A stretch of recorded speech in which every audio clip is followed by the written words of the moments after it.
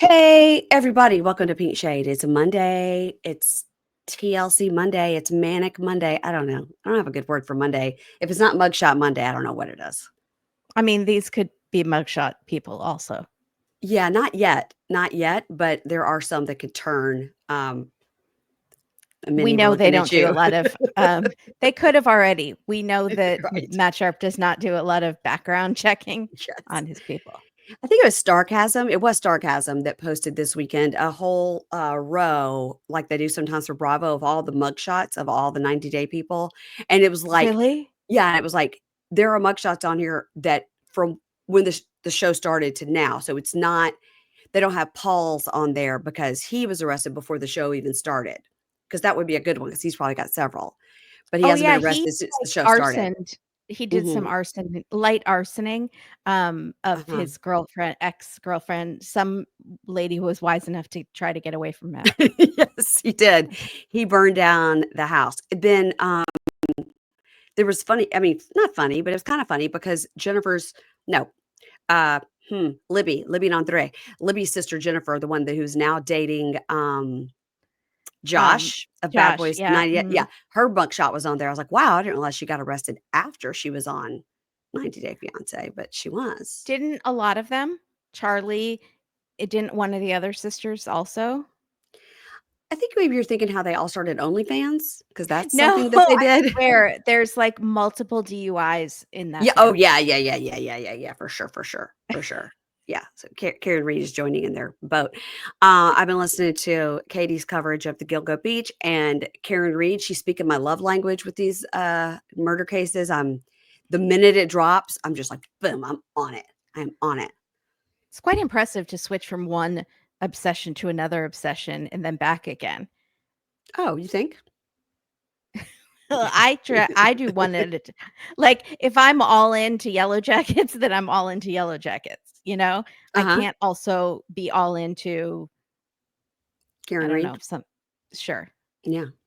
Well, I was all in on Karen Reed and also doing this full-time job, so it wasn't hard to switch it off. Then in the car on the way home from the beach this time, I started listening to Crime Junkie. Of course, I know Ashley Flowers because of her work with, just whatever. But I just started listening to Crime Junkie because she had a Karen Reed episode. And so then I just kind of went down a rabbit hole. And then I got to where it was making me sleepy because that's what happens when I listen to true crime. It makes me sleepy.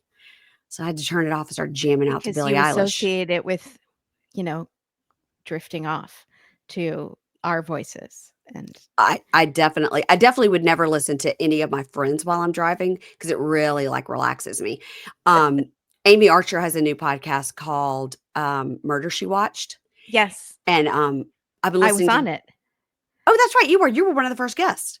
Yeah. Go listen to my episode, everybody. So I haven't listened to that one though. So I've been listening to that a lot, like while I'm getting ready and stuff, because it kind of keeps me calm to hear my friends talking. Mm-hmm.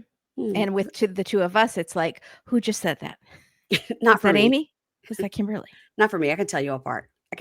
Well, this someone sent me a Instagram stories of this home reno lady that's on HGTV who I think is very funny. And she's like the only show I have watched in the past 10 years on that channel. I don't really watch that. Well, I'll watch Home Hunters if it's on. House Hunters. It's called House Hunters. House Hunters or House Hunters International. I'll watch. Even better. Yeah.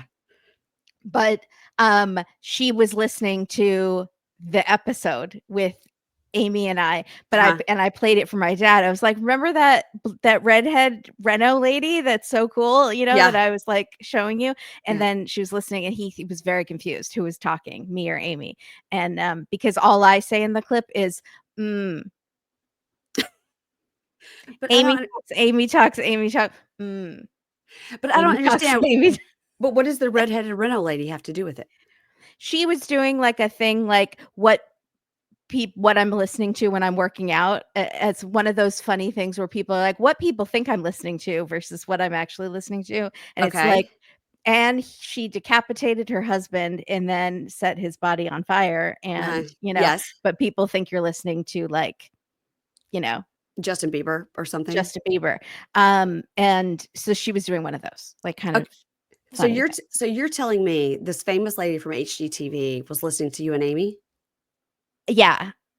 And I got very excited. And This is that you buried the lead because the famous HGTV lady was listening to Amy's podcast with you on it. Yeah. But the clip she used just has me going, But still, But does still, does Amy know this? I hope so. One of the listeners sent it to us, so I'm assuming they sent it to Amy too. But That's a they were big like, deal. yeah, I was so excited. She has like over 1 million followers. Not like she tagged us or anything. She did not. But still, if someone were to, I don't know how they would find out that was us from that little clip. Amy, well, both of you should have reposted and said, "That's us."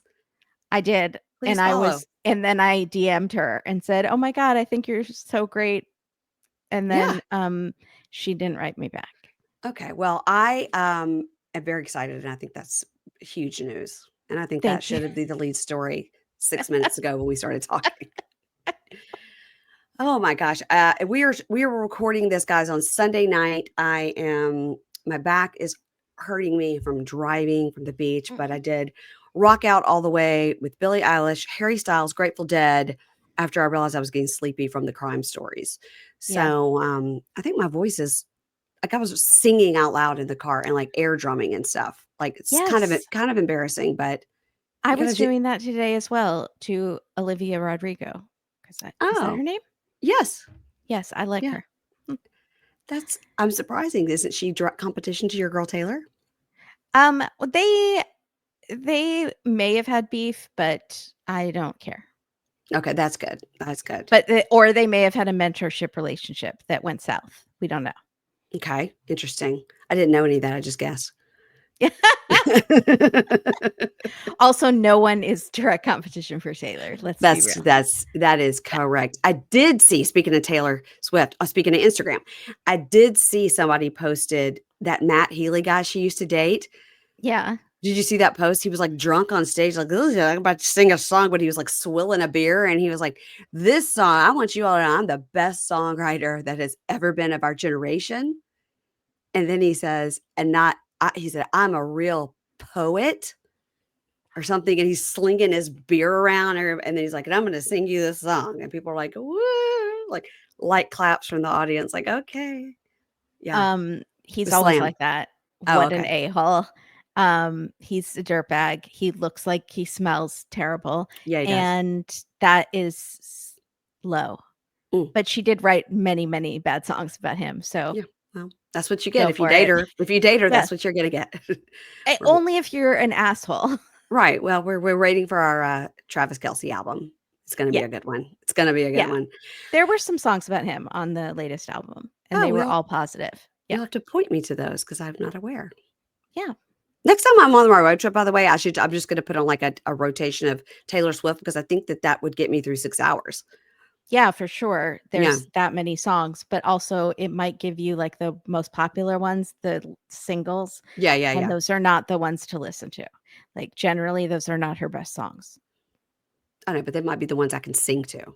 So that's what's important in the But I would like to broaden your horizons and like make you discover some songs you haven't heard before. I would love that.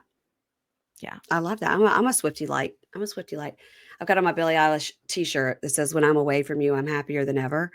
And my husband's like, I don't really like that shirt because you're away from me a lot because you leave me to go to the beach. Yep. I said, I told you if we ever bought a beach house, that's what would happen. And that is what has happened. And I'll see you later, everybody. Mm-hmm. So my son's girlfriend is visiting, and that's really nice. And she's great. We love her. And here's something I've been tell me that I think that you're going to understand what a compliment this is. So speaking of girlfriends, so my sister's son, the one that used to live in Poop Town, but now he lives somewhere in Colorado. He's the cowboy. Right, the hot cowboy. The hot cowboy. It's so he's just okay. I shouldn't say that. That's strange. He's almost 30. But I have a cousin that I say is the hot cousin. Okay, good. All right. So it's not weird. Yeah. It's my nephew though. So he's very good looking. You can't help it. So anyway, you're not blind. He was a very cute baby too. So he Okay, that's weird. no, he's a cute baby. He was so cute. Yeah, but don't associate those two things. Yeah, I mean, I'm just saying. Listen, all of my nieces and nephews are attractive. Okay, let's just lay it out there. Okay, In my opinion, as their aunt. So anyway, he has a girlfriend out there, and he was telling his mom, my sister, that oh yeah, like I met the girlfriend's mom, came out and I met her or whatever. And so my sister's like, oh well, how was she? How was the girlfriend's mom? How was that? How was the dinner or whatever? He said she was really nice. He said, she's sort of hippie. She reminded me of Mary Payne. Wasn't that nice? that is nice. I thought that was, I was like, oh. And my mother's like, what? And I said, that is a compliment. I was like, I'm complimented. Is that because you like the Grateful Dead a lot? Yeah, I think so. Because I can't think of other things about you that are hippie. Well, I think it's because I like the Grateful Dead a lot, and because I'm just very different from my sisters who are very like Jackson, Mississippi Country Club Junior League-ish, which by the way, I'm also all those things. I was gonna say, yeah. Did you hear me go, mm-hmm. Yeah. So are you like look inward? But because I moved away and have always been like, more of a different political spectrum and things like that. I see. So I think that's why he thinks of me as like the cool aunt that's the hippie. Okay, I gotcha. I'll take it. I'm Yeah. thrilled. I'm thrilled. That is a compliment. Okay. I'm thrilled. I love it. I'm very excited about it. Yeah. So that was the compliment that I received, and that's all I got. Also, I want to say here, Kimberly, and I'll just say this broadly. If you are a person who listens to other people, listens to podcasters' Patreons, and then you go and put that information on Reddit, it's not cool. I'm gonna say, in general, that is not something that is cool to do.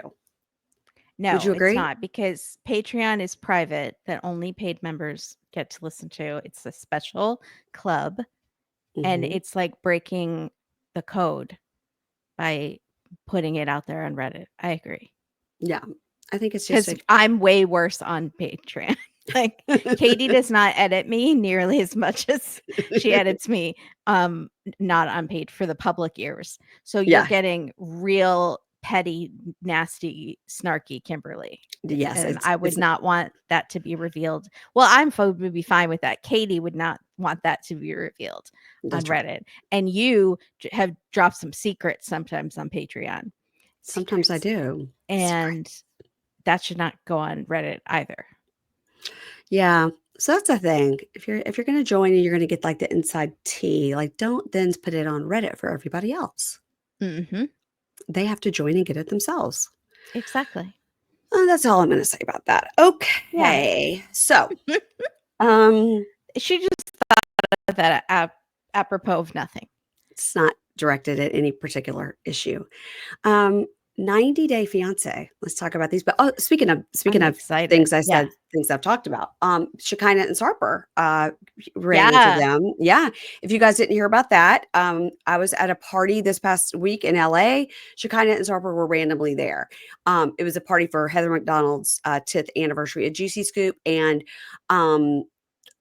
what I know is that sometimes PR people will just invite people to parties, whether they know the person or not.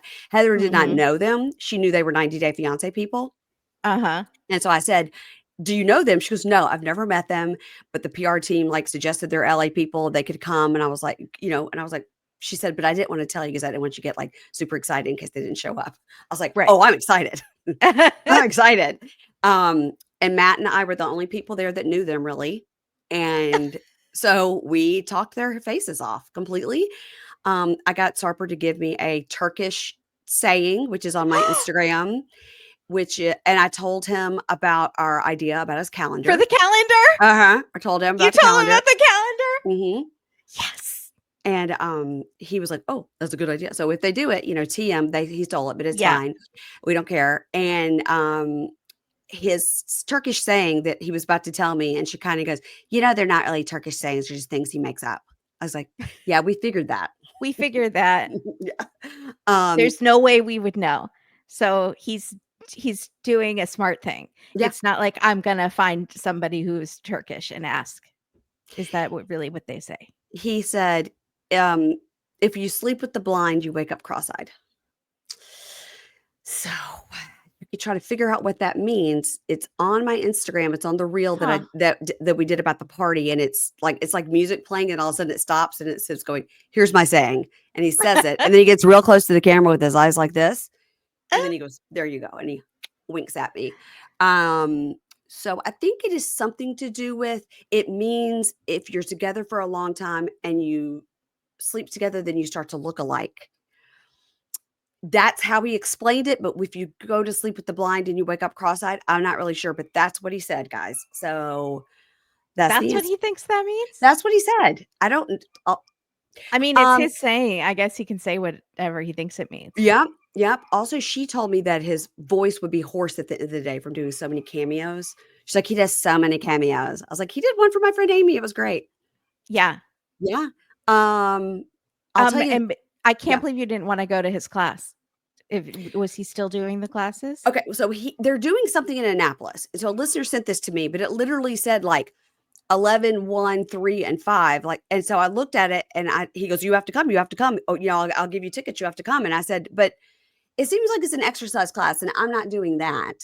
And he goes, oh, she kind of goes, oh, I could do it. It's not even hard. I go, no. Like, you exercise. I don't. And so, no, I'm not doing that. But if you had stand up, I would come to that. And he said, oh, I'm doing stand up too. I was like, what is it? Is it exercise or stand up? I don't want to be tricked into an exercise class. Right. But I'm going to look further into it, because if he's doing stand up, go. Whatever it is, you bring a little chair with you.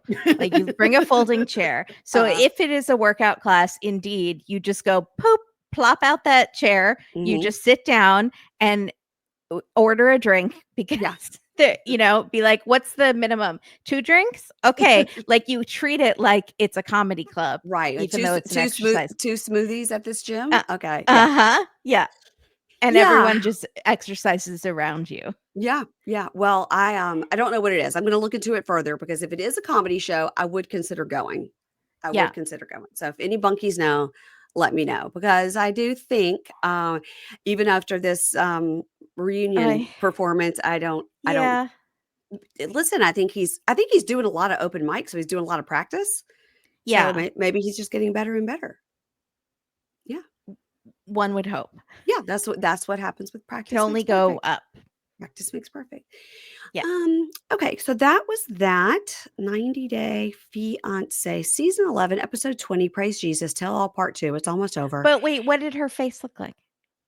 Her lips are very filled. Mm-hmm. And she looks young, and she had the short wig on. Mm-hmm. And her body is like sick. I mean, you can't even look at it. It's like so perfect. Those proportions, Barbie proportions. Yeah, exactly. And she had on like a very tiny dress, and he had on a suit jacket with the Tommy Hilfiger label still on, that you're supposed to cut off when you get a jacket, but his was still on. Mm-hmm. And but he had the shirt unbuttoned, and of course. He looked exactly the same in person that you would think, and taller than I thought too, I'll say. Oh, okay. Mm-hmm. And how tall is she? She's probably, with the heels, probably almost his height. So, and he's probably 5'9", 5'10". So she could be like 5'7". Mm-hmm. But was she pleasant? He was very pleasant. Okay, great. He was funny, and she doesn't like people talking about her and stuff. She says they get a lot of hate on social media, which I said, yeah, that's a lot of people do. Me too. I get it too. Mm-hmm. Not as much, but yeah. So she, here's what I'll say. I'll say he seems to be a little more in on the joke than she is. How about that? Yes. How about that? Maybe they had a fight right before they walked in. I did tell her, I said, I think what it is on par. I think what it is that we see you guys on the show and we comment what's on the show. So we are commenting on what we see on the show. So if he's acting terrible on the show, we may, or you're acting terrible, we'll take whatever side, whatever we're seeing on the show. I said, but also, you also do a lot of posting on social media where you're walking around talking about how awful he is. So people are probably then commenting on that.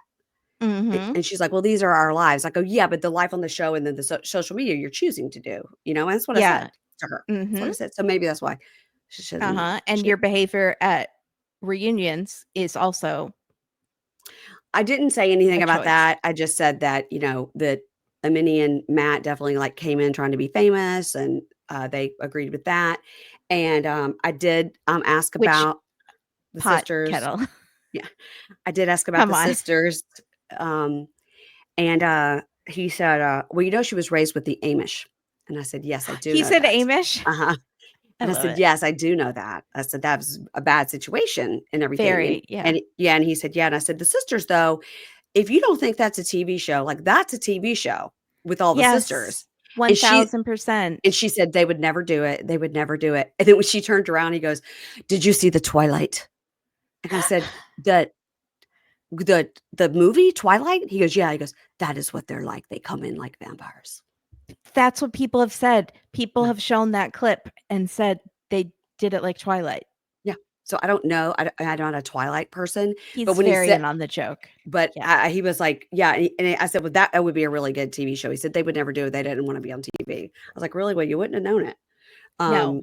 But I mean, they could be the new Kardashians. they totally could. They They're totally just as could. likable. So I'll just say this. It was surprising to see them. We were happy to see them. Matt and I lost our ever loving. It was like seeing Brad and Angelina. We were like, whoa! I mean, we could not believe it. I think they think of themselves that way as well. Yeah, I mean, I know Brad and Angelina have been divorced for a long time, but that's sort of, I'm trying to give like an example of current like, references only. Yeah, it's like seeing David and Annie. It's like seeing like 90 Day Royalty, Yeah. Yeah.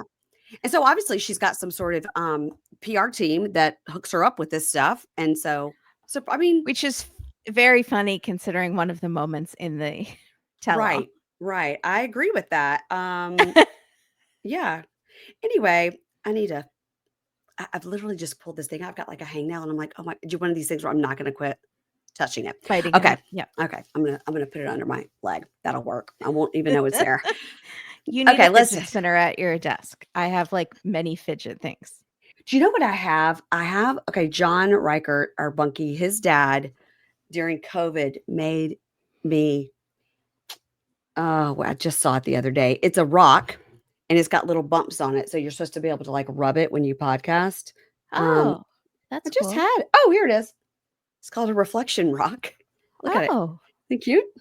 Yeah. It's got a little case and it's got little bumps on it. And so you're supposed to like. Oh, I love that. It's like a worry rock. Yeah. Yes. Okay, I'll do that with this hand instead of picking up my hangnail. Let's get to the episode, Kimberly. Yeah. Let's do it. Season 11, episode 20, Tell All, Part D.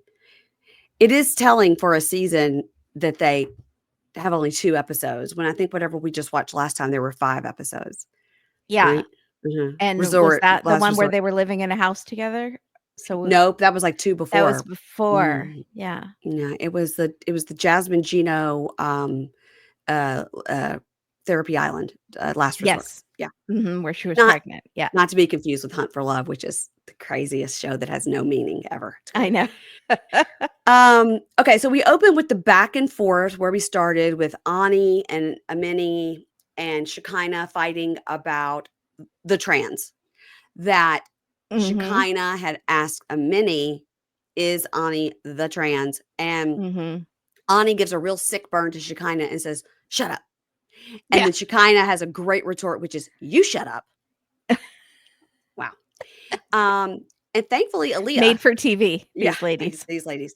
Thankfully, Aaliyah speaks up and says, excuse me, I would like to speak here as the only trans woman. Yes. I'm so proud of her. Because normally she's pretty shy. I said yes. Yes. Thank you. Let her talk.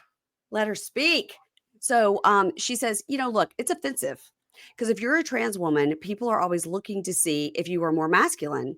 And it's not. So Shawn says, do you think that's a rude question?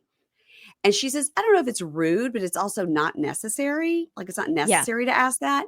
And Shawn says, okay, well, let's quit talking about this. We're not going to solve it. Okay, let's get back to Amani, Anie. And I was like, wow, what a learning opportunity just right on its face, right? No, Shawn is like, we're not calling this the Learning Channel anymore. No. Never has been. Also, Shekinah did say, I never called you trans. I asked if you were. Right. She wanted, I'm just trying to gather information. That's like, I didn't call you a bitch. I said you were acting like a bitch. Right. Also, she says, and I didn't want to hurt your feelings, so I didn't say it to you, which 5 seconds ago she had said, it's not offensive. Trans women are beautiful. It wasn't a rude thing. And now she's saying, I didn't want to hurt you. You said that there's nothing wrong with it. I can't. So they have this friend, Eric. Amani and Anie and Matt have a friend named Eric, who's also was involved in a poly relationship, and he's here now. Welcome, Eric. We didn't need Eric before, and we don't need I Eric forgot now. about Eric. He was in like the first episode and then never again. Sarper, as Eric walks out, Sarper says under his breath, wow, what a cult they are. That's hilarious. That's pretty funny. So Ani says, I need to be more intimate with Amani. Amani goes, yeah, listen, I'm going to have sex with you this weekend. I'll fly out, babe. It's like, okay. Are you supposed to be doing that? You just had surgery. And now we see the various clips of Amani yelling at Ani and the terrible things she said to her. Oh, yeah. And by the way, when they showed that, I was like, whoa, I had already forgotten about her old face. And now I was like, wow, there it is. Mm-hmm. Wow. Also, I had to watch Pillow Talk from last week because I wanted to see what people were saying. And like people didn't know it was her. Same with us. Like, exactly like us. Yeah. Who is that? That's Who her? is that? Yeah. Oh my God. And when we see her again, I was like, oh my God, she's so pretty. And then when they asked Matt what he thought of her face, and he goes, I just support whatever she wants to do. And on Pillow Talk, they were all laughing. They were like, okay, just admit you did. So he hates it. Yeah, it's got to be shocking to have somebody change themselves that much, Yeah. So much that they're not recognizable. And how, again, explaining it to their little children, including daughters who may look like her. Yeah, be like, yeah. So, okay. So then Amani, sorry, says, yeah, I'm going to have sex with you this weekend. I'll fly out. You could just drive. It's 45 minutes. So now we see clips of Amani yelling at Ani. We get the footage of her previous face. And then we get the whole, you can't turn a hoe into a housewife. We see her talking about her being a dancer and how even if she was desperate, she would never do that. And, you only like me for money, like all the terrible things she said. Yeah. And Greg says, with all that harsh language, I just shut down. But you didn't just do it one time. You did it more than once. And Amani says, Ani, why don't you explain? Like, say what I said. And Ani says, I got my lips, And Ani says, she said a lot that hurt me. And maybe I hurt her at some point. But she told me she would help me with my rent. And she sent it in front of me. But then I didn't receive it. And we fight so much with the little things, but her big reaction is what is so bad. So Shawn and Alliya says, I was really rooting for you. But when you said ho to a housewife, you lost me.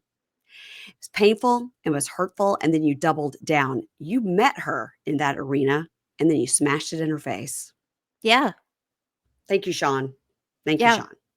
And I kept falling for Amani like several times in this episode. I was oh, she's trying. Oh, she's nice. She's really trying to be a girl's girl. And I have to keep going back to those several moments. Yeah. Because like that is who she truly is. Like that anger and those low blows are who she is. I mean, I can't forget that. I think her sending that note to Shekinah saying, I'm sorry for how I'm going to be to you at the tell-all. I still don't think that's what she said or how she said it. Oh, I do. I guarantee you it was like, I love that we're getting along. I hope we're still getting along after the tell-all or something. Oh, well, I bet it was something like that. Show the receipts. Show the receipts. Yeah. So, Amani says, I've watched it back. I feel so embarrassed. I've apologized many times for my words. She says, I do get mad and pop off. And she explains that she tried to send the money 5 times, but her bank canceled it and then said it was fraud. So then she couldn't see it. She couldn't send it. And Anie now knows all of this, and she has seen it. She saw all the rejections on my phone when I tried to see it. To which I say, phones do work in Mexico when you're 45 minutes over the border. Your phone will work to call your bank to say, hey, I'm trying to send this money. And she just didn't want to do that because she's mad at her, Yeah. I think. So Shawn asks Shawn Robinson, how much money has Amani sent you?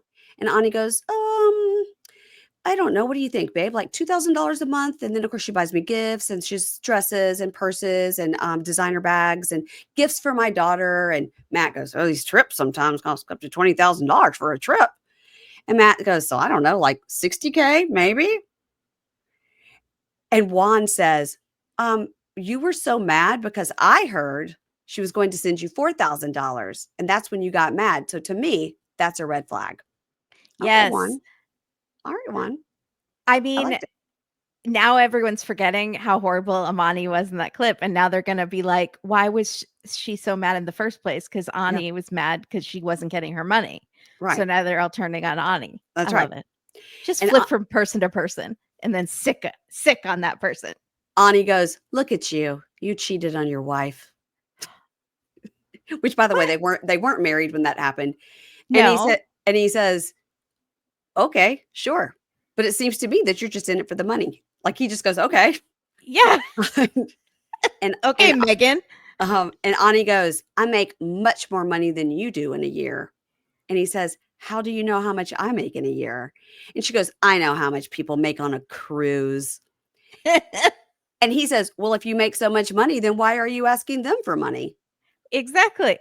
And she says, I've never asked for money. Never. They just give it to me. Okay. And Shawn says, is that right, Amani? She's never asked for money. She goes, she only asks if she really needs it. Like if it was a slow night at the club. I don't know. But I thought she was making so much money. And Jessica boils down to, it boils down to this. You said you would leave if she didn't give you the money. That's what it boils down to. Yeah. And Amani agrees. She goes, okay, that is true. But by the way, fine. They've been treating you like property and like they want you to be like their sex slave. So you should get your money out of it. Good for her. I mean, whatever their agreement is between them. Yeah. So Shawn Robinson says, who here thinks this is a scam and Anie is just in it for the money? Now, I was watching this on my computer on the airplane, but it seemed like everybody raised their hand. It was slow, though. It was like first no one wanted to. And I was like, come on, guys, hands. Somebody. Yeah. Juan, I know you're thinking it. And so Juan and Jessica go up and then slowly hands started going up. Yeah. And Amani says, well, we don't want to lose her. And I'm afraid I'll lose her if I ever say no about money. And Anie says, I'm not a gold digger. And if Amani has an issue with it, she could discuss it with me directly. No, I don't think she wants to because she's trying to get in your pants, which seems like it's never happened. Just the two of them. Never. So Mahdi says, no one here is ever talking about love. Mahdi. He's so sweet. I know. And Shekinah says, because there is none. And this all just seems like a big power play. And Amani goes, same for you. Yours is all shallow. And Shekinah goes, says who? You?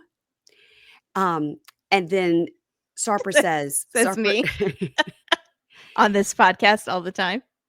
And Sarper says, at the beginning, did you promise things to her? Like, did you promise things to Anie? And Amani says, I always said I would pay her rent. And I'm a really jealous person. I don't want her to go and work at the strip club. And Sarper goes, but Anie, do you still dance? And Amani goes, no. And at the same time, Anie goes, yes, of course. Everybody goes, oh, everybody gasps. Stevi gasped like me at home watching a tell-all. That's why I love Stevi, because we could totally hang out with her. Yes. And like she could give us all the scoop because she's just like, she'd be eavesdropping at the doors, the curtains that are in the dressing rooms. Yeah. I'm supposed to be interviewing her and maybe Maddie, but I don't know if Maddie's up to it because of the things happening in Iran. But I'm supposed to be talking to her soon. I'm also interviewing Tiffany this week of Hunt for Love. I love I Tiffany love her so too. much. I love her She's too. hilarious. She's She does the best impressions of all the cast. You got to get her to do impressions. Okay, that's a good one. On Between the Sheets, she is like always doing impressions of all the men and the women. I wonder if she could do a good one of Jasmine. I bet she could. Oh, I'm sure. Anybody doing a Jasmine is always a win. Mm-hmm. Okay, so okay, did you promise things? Did she dance? Yes. Okay, everybody gasp. And Eric, who we totally forgot was there because why is he there? I forgot who the Eric was until you just said that. Eric was he still there? He was still there. He chimes in with, how do you know she's being truthful? I guess, how is Anie being truthful? And then he goes, well, we have hired a divorce lawyer and we are looking into it. And Shawn Robinson goes, yeah, but this is a huge risk. Like, why are you doing this? Also, why are you guys here on 90 Day, the OG, and not before the 90 days? Can't wait. Or the other way. There's a reason Anie was the only one that wasn't there. Because one of these things is not like the other. Yeah, you're right. Why are they? They were not doing the K1 at all yet. They should have been on Seeking Sister Wife is what they should have been on. Yeah. That would be a perfect fit. Mm-hmm. Okay. And so, Bob, I keep losing my place. Okay. So she says they hired a divorce lawyer, and Shawn says, this is a huge risk. And Juan says, yeah, maybe you should just see if it's going to work out. Give it like 2 years. And Stevie goes, yeah, all this is so complicated. Why do it now? Why not wait? And he says, we all want to live together under one roof as a family, and I'm willing to sacrifice for love. I don't think any of this is true. I really don't. Also, we saw what happened to Danielle of Garrick and Danielle when she willingly got the divorce so he could bring over the young hottie Brazilian or whatever. Lied on television. That was so sad. That was hard to watch. In court, lied on television. Yeah. That was it makes me sick to my stomach a little. I feel so bad for her. Yeah. But knowing Amani, if she does that, she's going to rub it in their faces and bring it up constantly. I got divorced so you could be here. Just constantly. Like Mary on Sister Wives. I got divorced so you could adopt Robin's kids. Well, she didn't rub it in nearly as much as she should have, actually. It's similar to Seeking Sister Wife and the Davis family because they had the 2 wives and they married each other. Yes. And then they had the 3rd wife and they wanted her to find a 4th so they could marry each other. And they would all have the last name Davis, but nobody's marrying Nick. Well, that's fine. Yeah, Nick just, who cares? Okay. So, Amani's willing to sacrifice for love. So Shawn says, Eric, you've been a great friend. Thanks for being here. Thanks for sharing your time. Bye-bye. But he said 2 lines. 2. I hope he enjoyed his free trip to New York. Yeah. Matt, Anie, and Amani. This is a complicated relationship, but we wish you the best of luck with whatever the future holds. And Amani looks around and goes, anybody want to be in a throuple? I think no, it was I feel like a Amani apologist. She was saying because Shawn had just said how complicated it was and how it was so drama. She was doing like anyone want to be in the throuple? No takers. Oh, I understood she was trying to be miserable. Funny. I understand she's trying to be funny, but it wasn't funny. Okay, you just didn't like it. Okay. No, I just because I don't like her. Okay, that's fine. Don't come at me. No, I don't like her either. I'm just falling for her in this episode, falling for her charms and her "I'm a girl's girl" routine. I don't know why you're falling for that. I know, and you're seeing in real time me conflicted. I have the devil and the angel on my shoulder. I have old Amani's face and new Amani's post-surgery face on my each shoulder, and who's gonna win? It's like you've got Galinda and Elphaba on each shoulder. Yes, which I did say that she was dressed very much Elphaba coded. Oh yeah, and the makeup too. Like it's a lot. Yeah, really, I'd like to see what that face looks like without all that makeup and stuff. And maybe the makeup was accentuating the problems. Yes, huge mistake. That she should be fired. Whoever did her makeup. Well, okay. Okay. Wow. Okay. So when she makes a throuple joke. Okay. Backstage, everybody's like, could you be in a throuple? Could you be in a throuple? And Joan is like, no, I'm too jealous. It's like, nobody wants Greg, Joan. Just relax. I know. But Listen, apparently later we find out that women are coming after Greg in his DMs. of course they are. Of course they are. What, people want to live with Lucille and eat sweaty bread? Yes, they want to be on TV. Go for it. Sweaty bread. So Amani and Matt are talking to Sarper and Shekinah. And Amani says to Sarper, it was really great to meet you. I thought you would be an asshole, but you're not. And I hope we could be friends. And I really like you a lot. She's saying all this to Sarper with Shekinah right there. She's just poking. She's poking on purpose. And Shekinah kind of walks by and says to Sarper, be careful. She said the same thing to me. And Matt says, you're real catty to Shekinah. Right in front of her husband. I mean, what are we doing here? Yeah. And Amani says, I told you not to open your mouth until I was done speaking. And then Shekinah, with another sick burn, says, I don't take orders from you. And it's another sick burn from Shekinah. And Matt says, you're sour. You're sour apple candy. What is going on? What is happening? That's a man who spends too much time with his children. That is a man who spends too much time with his children. He says, you're sour. No, you're sour apple candy. And Sarper goes, female energy. I can't solve it. And walks off. So Amani goes, I just want to apologize. I want to apologize. And I just want to drop it. I just want to apologize. So she starts walking towards Shekinah's dressing room. And they're all like, don't go in there. So she sticks her head in and tries to talk. And she kind of goes, please leave. I'm in my dressing room. I don't need your fake apology. Please close the black curtain hung on a shower curtain rod, my dressing room. Please close it. Doors. So what are they, Jessica and Juan? These people need doors. No doors. No doors. There would be so much slamming of doors. The audio people would hate it. Maybe that's why they have curtains. They probably did it first season. They're like, never again. No doors for these people. And Maddie and Amani are saying to Sarper, she sucks. She's horrible. How do you deal with her? I was like, oh my God, that is his wife, no matter what you think, And Shekinah and Sarper goes in there and Shekinah goes, you need to take up for me. You need to defend your wife, like, period. I'm used to dating people that are protective. I thought everybody you ever dated were assholes. Right. That's why you had to have your daughter approve of him. Right. I think we covered this last week. Yeah. I'm so confused. Okay. So back on stage, Shawn goes, I'm hearing here in my headpiece that there was a little brouhaha, a little something happening backstage. What was it? And Shekinah says, Armani said. That was good. Amani goes, it's Amani.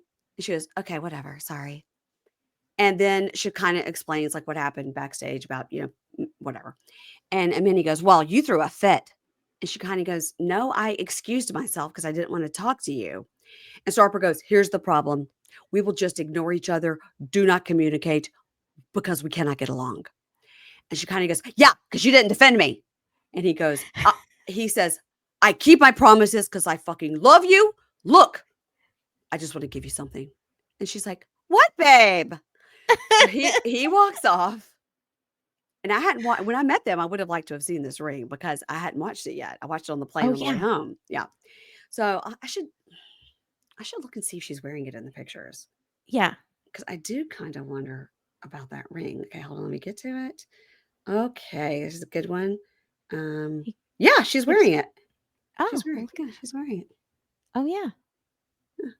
Huh. What do you think of that? Didn't I send you this picture? Yes. Okay. God, his shirt is so low. Yeah, it's just nipple covers. That's it. That's all that's happening. No, the body is.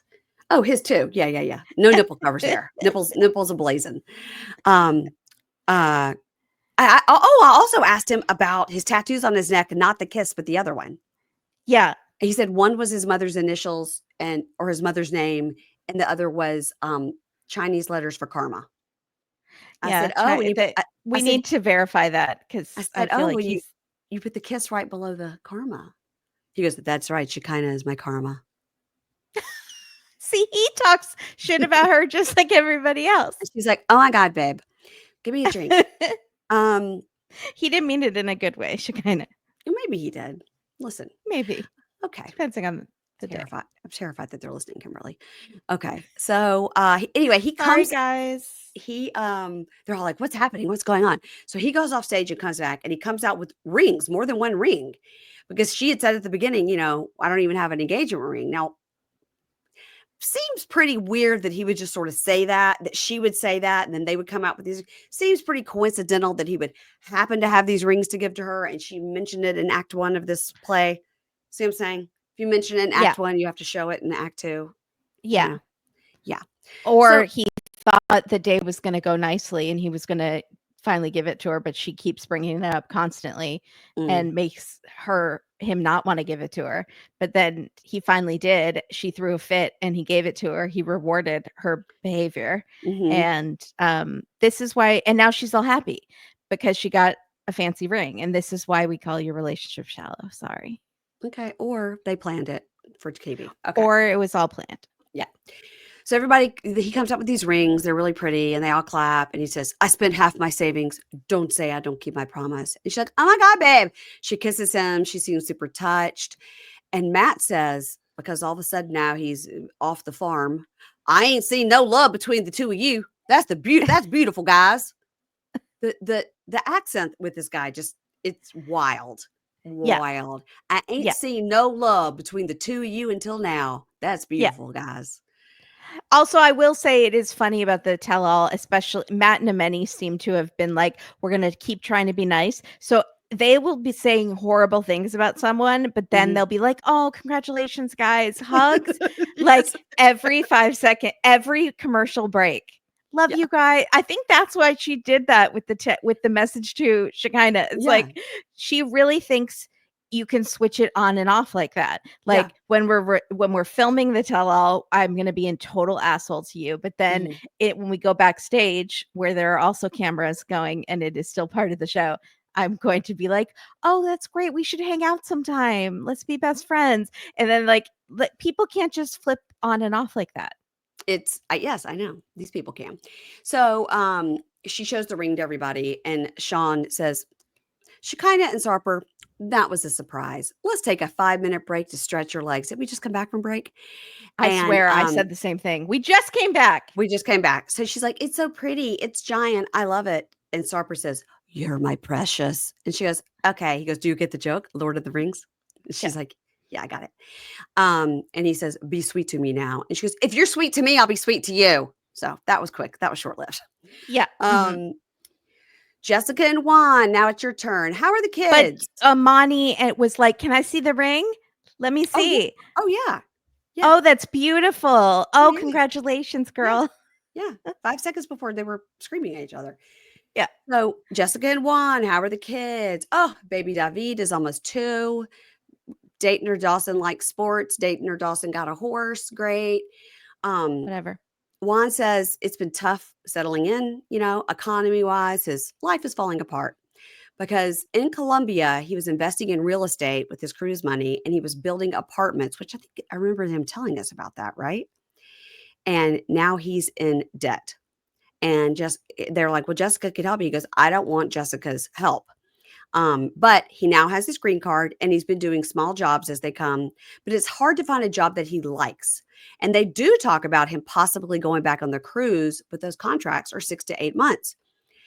And Mark goes, it's rough that he can't take his dream job. Like, I would feel that way if I couldn't be a pilot. Like, bartender, pilot. Okay. But the cruise life, it gave him life, Mary Payne. He loved it. It literally was his sole purpose. Like it made Juan. And he could have moved up in the ranks, by the way, on a cruise ship too. You can. 100%. Yeah. You could become an entertainment director, something like that. Like, all of it. Yeah. Head bartender, like Isaac on the Love Boat. So, and we have always. We have a former cast member who has a lot of opinions about Jessica and Juan. It's Danielle. Why? Do they have nothing that they have to bring this train wreck out? Oh, no. Kimberly's about to say she likes Danielle, and No, I didn't think she made some really good points here, but no, she's a train wreck and should not be giving advice to anyone. No. Also, she's a very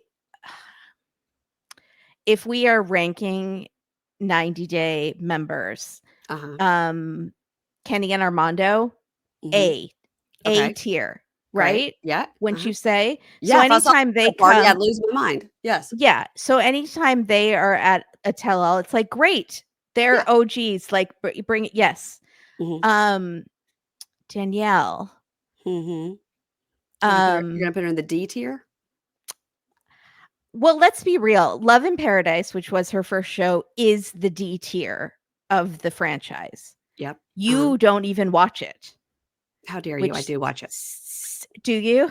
I do. I've covered it. Yes, I have. Always? No, not always. Not every season. I'm busy. Okay. So it's D tier, her show. And then she was on The Other Way, correct? When she moved there? Yeah. The Other Way is great. Still, I would say it's maybe B tier. It's B tier. It's a secondary show. Yeah. So why is she there? That was a long way around for you just to say the exact same thing I said. Why is she there? There are so many other people you could have brought on, but they keep trying to make these analogies between the two relationships. Like she's an expert and has gone through the same thing. Like they're not the same relationships. There was cheating, but and was there like lots of cheating? There was cheating, yes, and with Juan, yes, and with Johan, dear God. That's what I'm saying. Like lots of cheating with Johan. 100 women with his huge penis. Yes, and they have OnlyFans together, Danielle and Johan now. So that when you said that, I was like, I didn't even believe it until she admits they're back together, and From then on, I was like, why are you? I can no longer respect anything about you, and I didn't have very much respect to begin with because you owed New York State a lot of money and then left the country. That too.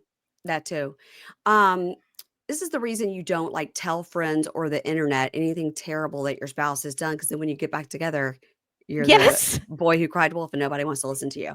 Yeah. Okay, so Danielle is there and she says, yeah, I see a lot of the similarities between my relationship with Johan and Jessica and Juan. Jessica and Juan, by the way, have a baby, are married. She doesn't have to financially support his family. She's not 20 years older than him. And I mean, she's not trying to run a yoga cult. I mean, no, you're not the same. You know, he didn't try to steal her dog. No, he did not try to steal her dog. That was terrible, egregious. So they go like, so you and Johan, how are things? She says, we're back together. And Shawn goes, well, we're excited to hear more from you, Danielle. To which I wrote, no, we're not. No, we're not. We don't need to hear more from her. I wrote, we're excited to hear more from you, Danielle. No, we're not. That's literally what. That is exactly what I wrote. No, we're not. That is what my note said. And my note said, we're excited to hear more from you, Danielle. No, we're not. No, we're not. No, we're not. So here's Jessica's friend. It's Megin. So Megin, how you doing? Great. Megin, you threatened to ruin Juan's life. Does that still stand?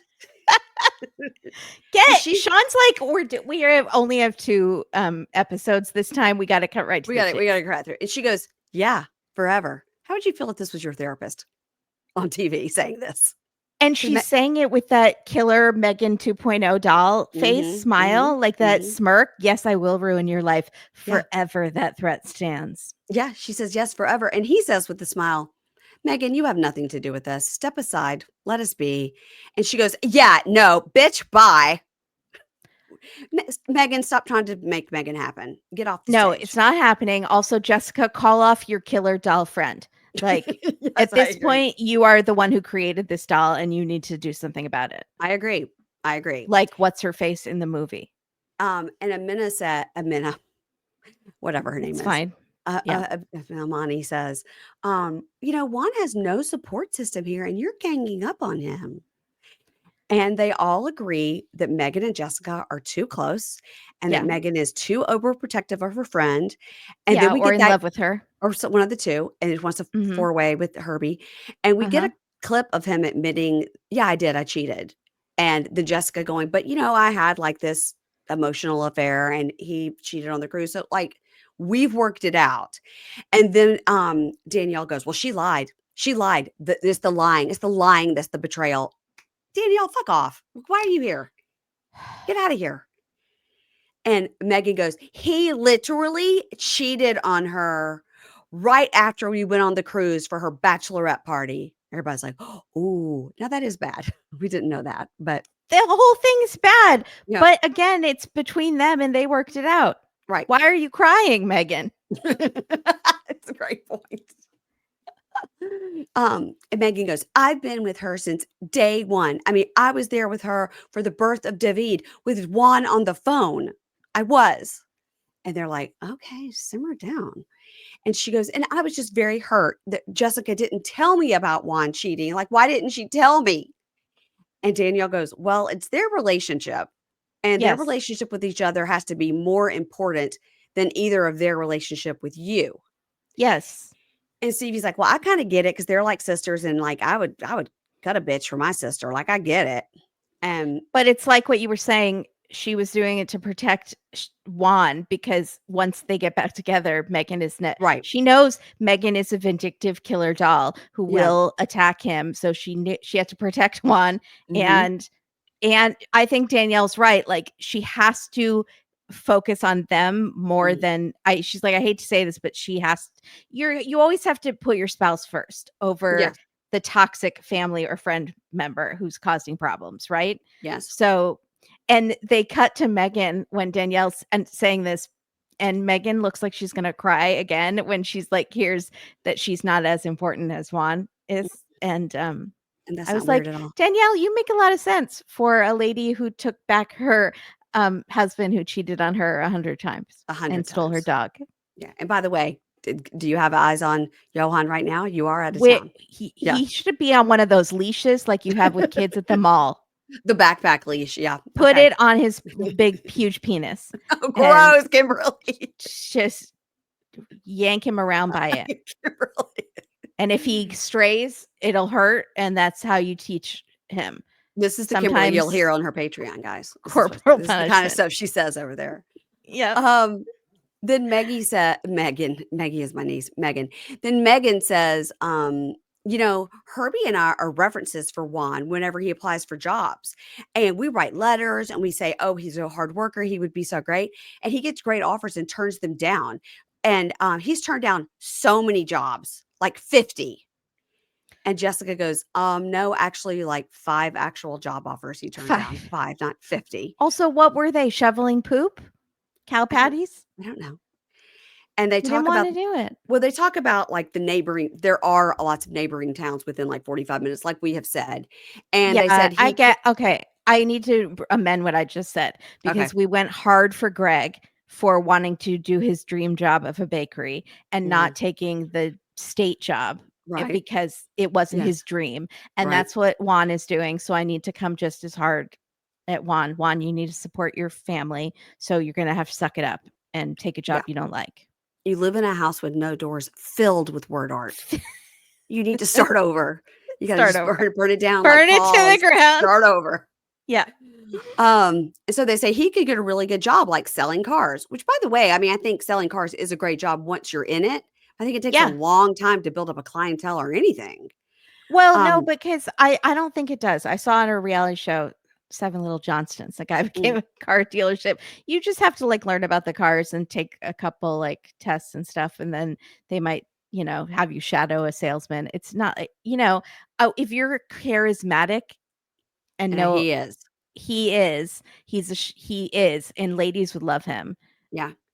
I just don't understand why he can't go to one of the 400 restaurants that have to be around in those neighboring towns and get the bartending job. And then he's back to his Tom Cruise in cocktail lifestyle. Yeah. Exactly.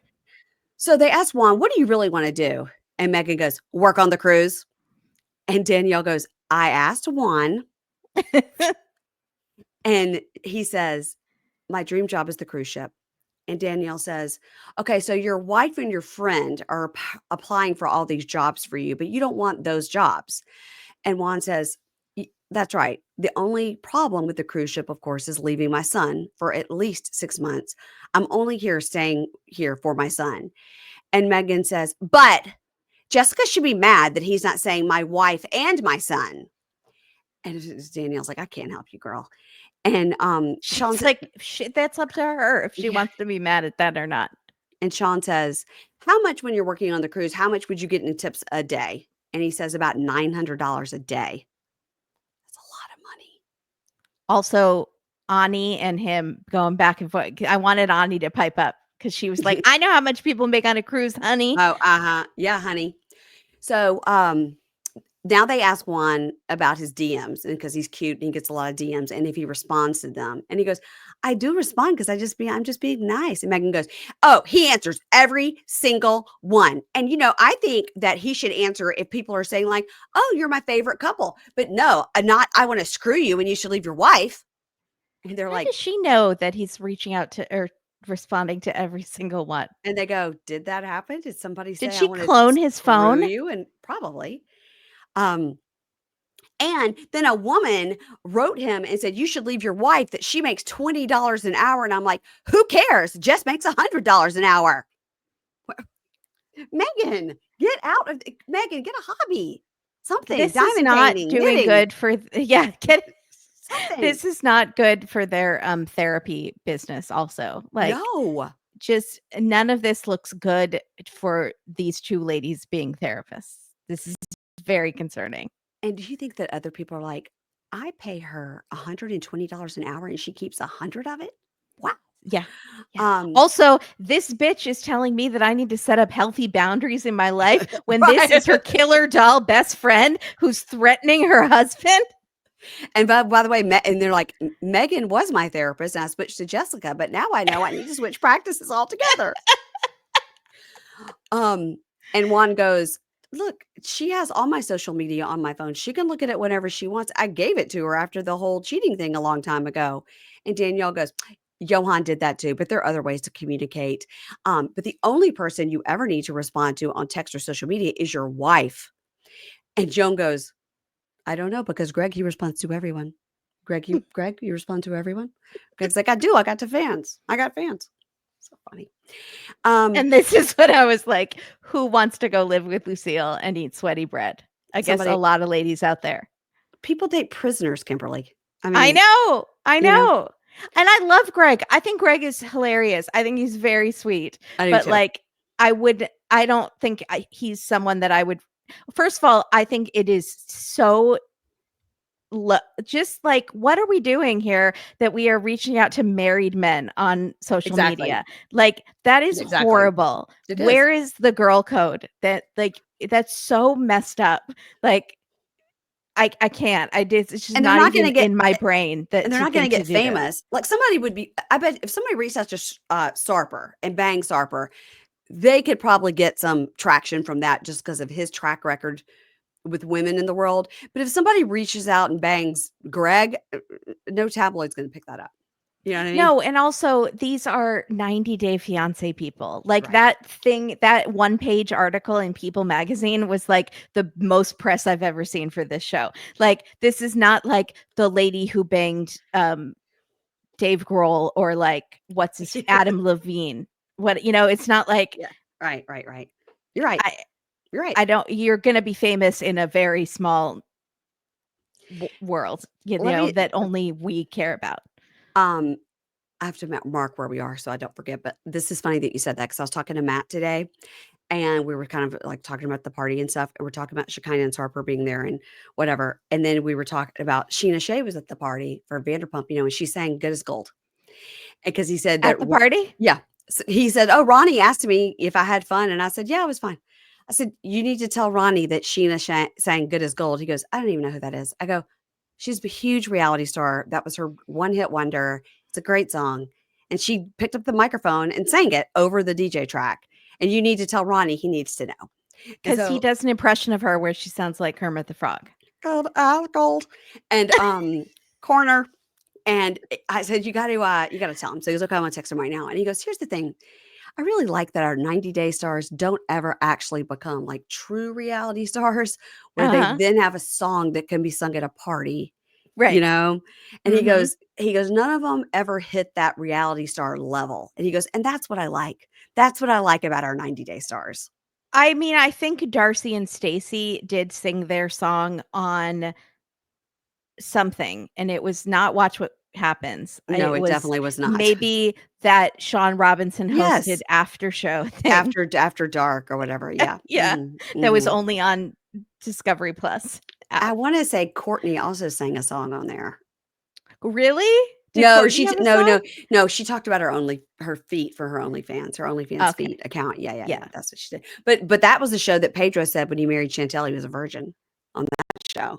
Oh, okay. So there was Interesting. some good. I need to go back and watch that show. It's probably not worth it.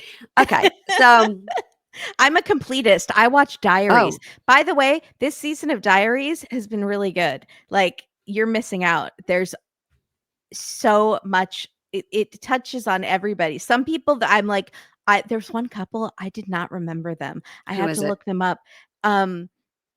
Jonathan. Mm-hmm, No, that's not right. Yeah, maybe. mm-hmm. It, they. Uh, Jonathan, the guy I from North Carolina, he moved to Chicago when he was married to that beautiful girl, and when they like no, met, Fernanda. No, Fernanda, yeah, no, she was like no. 17 when they met. Yeah. She's been on Diaries several times, but no, it's this other couple, and she moved to the United States. Anyway, I think their one drama was like he felt uncomfortable when they went to Carnival, like Yeah. because of the costumes. Like when they showed that scene, I was like, Yeah. okay, I'm vaguely remembering this. He seems like he may play for the other team. That was everybody was like, he likes women. Are we sure? Yes. That's who they are. So, Mhm. but it did have Jennifer, and she is with her daughter. They're going to like do a tea party or something. And she says her daughter is 7. And Mm. I almost texted you, and I was like, and I was watching it with my dad, and I was like, Mary Payne is right. The math is not mathing. No. She says on Hunt for Love, for 7 years, Tim has been talking rap about her. Right. But So her that daughter was at least 3. yeah. At So least. I'm so okay. No, it makes no sense. Okay, that was but she says terrible things about Jesse, by the way. Like, yeah. Like bordering on almost saying how abusive he was. Like, yes, I believe that. And I was like, I 100% believe it. Even though I think she's terrible. Like you're watching a woman who is scarred by like an incredibly toxic relationship. She's still terrible, but Jesse's worse. Okay. Got to get back to these people. I'm so sorry. That's but right. Diaries is really good. I would totally recap it for you. Okay. We're going to have to do 90 Day UK, so I've sent you an email about that. Okay. Okay. I'm ready. Megin, thanks for joining us. Jessica and Juan, good luck navigating whatever the future holds. Danielle, I want to ask you about an online interaction with Shekinah. Oh, God. And Danielle goes, Shekinah accused me of wishing Sarper good luck at the tell-all and not her. And Shekinah goes, yeah, she did that. And Danielle goes, oh, please. And nothing will ever come out of my mouth that I don't have evidence of. So that's not true. And Shekinah and Sarper are talking, and Matt is like, let him talk, let him talk, let him talk, let him talk, let him talk. I was like, Matt, shut up. Yeah. And Shekinah and Sarper are like, hey, we aren't talking to you, pipsqueak, green shirt. Shut up. Quit interrupting. And Amani goes, oh my God, stop being rude and stop calling people liars. And Shekinah goes, no one's talking to you either. And Minnie goes, you're as shallow as a puddle. Ooh, sick burn. Sick burn, sour apple candy. Shallow as a puddle. Woo! The burns on these people. So also, these two ladies are just the same. What's the expression? Like different sides of the same. Yes, coin. Coin, is that it? I kept doing like this, like it's a hand thing. Same sides of a different coin. These ladies are the same, and that is why they hate each other, because we hate what we see in ourselves that we don't like. 100% correct. So Danielle says, here's what happened. I said I was sorry for the tell-all and wished he and Shekinah the best. And then she does press interviews bad mouthing me that she probably pays for. And Maddie goes, "Oh my God." Maddie. Is that when Stevie goes, "Shh, just listen." She goes, "Shh, just listen." And Actually, Stevie has like an invisible an invisible empty glass, even though there's no wall, and she's just trying to like eavesdrop, be a fly on the wall. She's like, "This is gold." And Danielle says, she said I was trash and for the streets and hitting on Sarper. Everybody's like, and she kind of goes, "Well, you should hear what she said about me. She said I paid for bots to put mean messages on her Instagram. But people are mean to you, Danielle, because you're a nasty person. No one is paying for bots to be mean to you." And Sarper goes, "She is desperate. She is desperate. She is desperate, period." Sarper has clearly learned his mistakes since the past commercial break when he got yelled at for not. Yes. So Danielle goes, I'm not desperate because I don't have to work out of my house. Well, number one, you do, because we've seen you teach yoga like online Zoom. So that's number one. And number two, we saw at the end of the season, she kind of got her own office space. Yeah. Okay. Keep up, Danielle. So Shawn says, "Okay. So do either one of you owe the other one an apology?" And they're both no, like, but I do owe you New York State $30,000 in back taxes. I don't know what the amount is. I think it was parking tickets. No, it's not. Yeah, it was. Yeah. I thought it was like tax evasion or something. I think it's $20,000 in parking tickets. I do believe that's right. I could be wrong. Somebody come at me and let me know if I'm wrong. I'll accept it. Wow. So they both say, no, they don't owe each other an apology. And Danielle, it was great to see you. Take care. Bye-bye. And she leaves. And she kind of goes, "Bye. Glad to see you leave."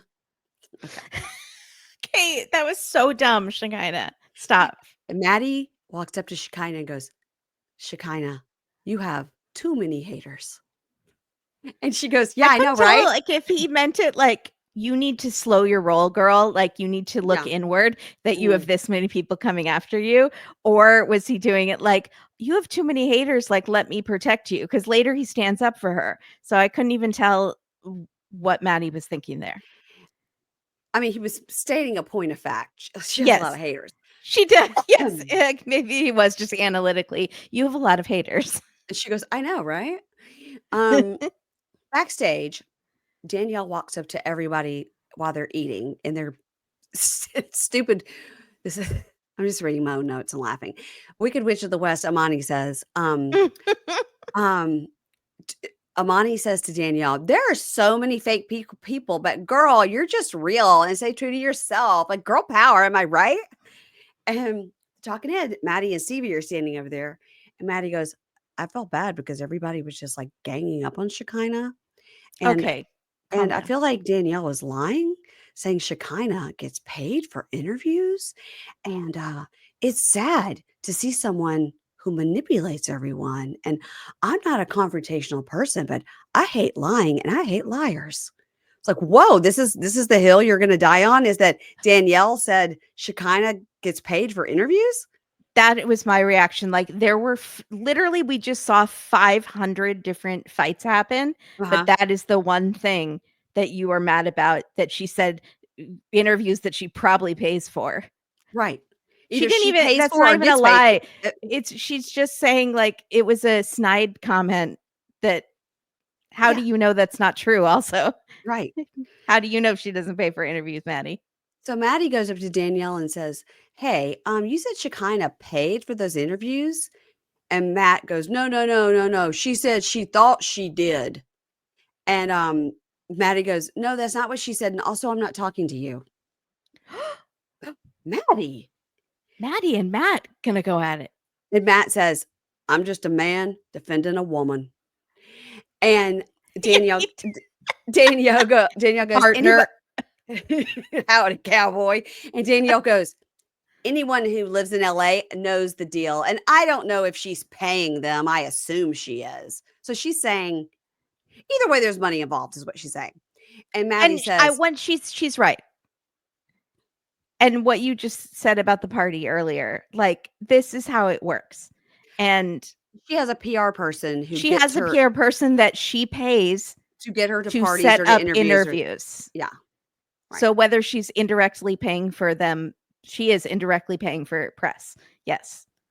Also, she's very hilarious standing outside in New York City going, "Oh, paparazzi are here." Did you see that? Yeah. There's And she's parody. holding the book. What? I'm holding my book? Yeah. Oh, I just happen to be standing here on the side holding my book. She's so ridiculous. So I sent you a Hilaria Baldwin thing the other day and you wrote back, "I'm so sick of her trying to make those stupid big pants happen."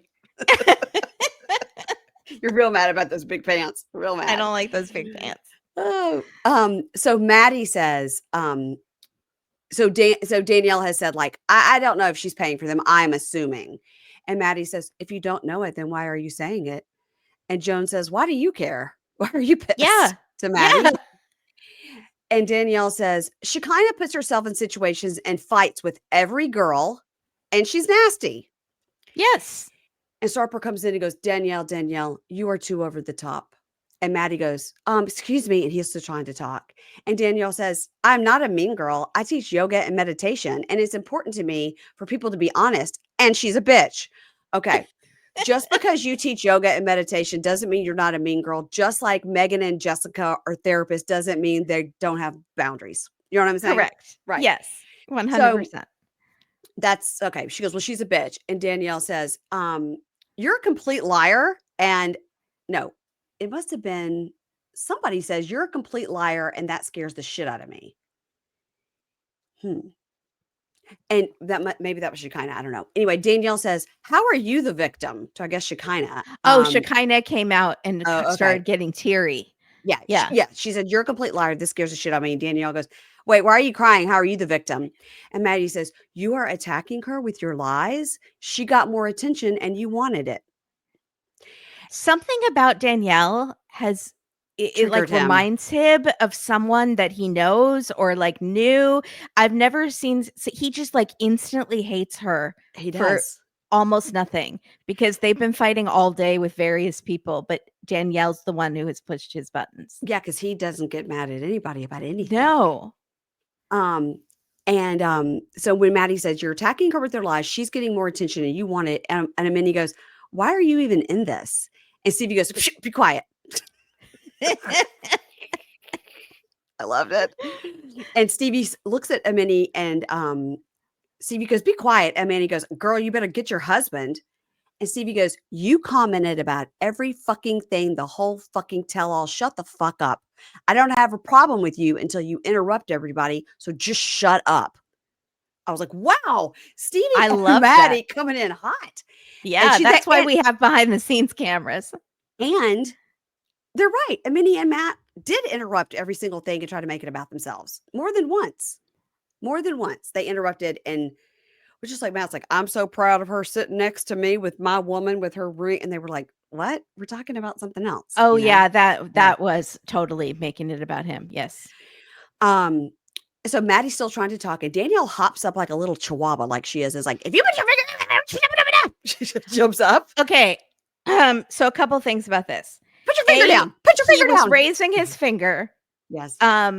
It wasn't even if you have to stand up and walk to someone, their finger was not in your face because you had to stand up and cross the room to get to them. So unless they have go-go gadget fingers, their finger was nowhere near your face. Correct.